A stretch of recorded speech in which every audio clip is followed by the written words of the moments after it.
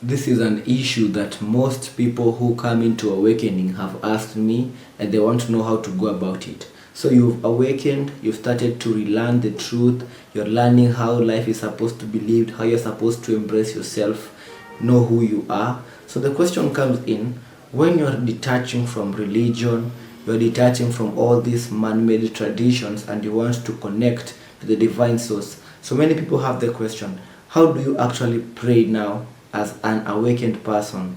So that is a very good question that in this video I'm going to answer that question. That is the problem. How do you pray? Do you address God as in the way you used to address God in the religion way, or how do you pray, or do you even pray at all? So I'll answer this question with my own personal experience, or how I go about handling such issues in my path. So when it comes to prayer, the normal way that we've been taught to pray in religion is the way that we are actually like asking or begging God to actually do things in our life. So it's like we are asking and trying to plead with God to actually change His will in order for Him to match our own. So it's like we are asking, we are begging, God, please provide food for us. God, please go and provide the jobs, the income resources for us. God, please go and make the way softer for us.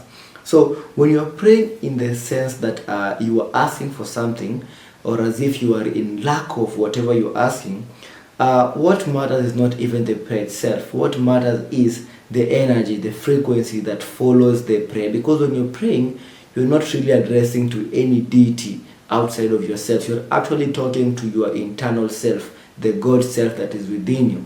So what matters is not even the words, not even the prayer itself. What matters is the emotions, the frequency that go hand in hand with the prayer. But if you are praying in the typical form of asking things or begging for things, this implies that you are actually in lack of whatever you're asking for. And because you cannot have what you don't already have, because to whoever has, more shall be given, and they shall have abundantly. And to whoever that does not have, even what they have will be taken away from them.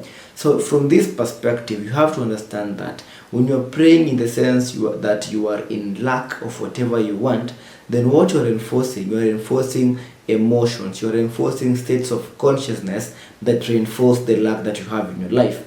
So instead of praying as if you are asking for things which you do not have, I want you to start using this counterintuitive method. So I pray in the sense like I am actually being in gratitude for what I already have.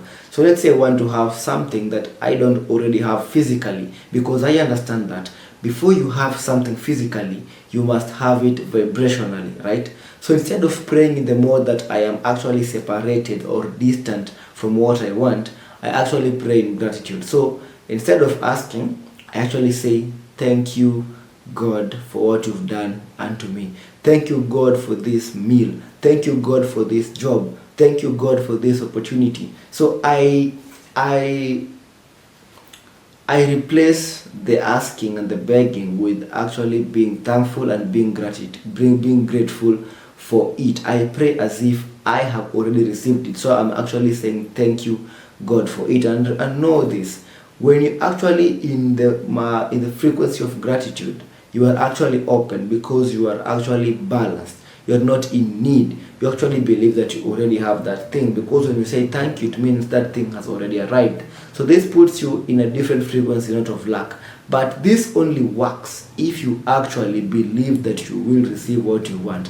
Remember, without faith, without trust, you cannot receive anything. So you might use that tactic, but if you still react, if you still go back to thinking and acting as if you are not in possession of those things that you've prayed for, that technique won't work for you. So it has to go deep down with the feeling and the emotions that you're already in that place, that you've already achieved those things. So this means that you stop looking around to see if that thing has already happened. That is like doubting. It's like you're playing your own mind. You're trying to lie to yourself, and that really works. So that is how I structure my own prayer, and that's how I would love to teach other awakened people how to pray. So if this video has helped you or it has benefited you, and you'd love to watch more of these kinds of content, feel free to go through my channel, and also we have a free online coaching session. If you are interested, DM me the word interested, and I'll see you guys on the next one. Stay safe, stay blessed, and stay awakened.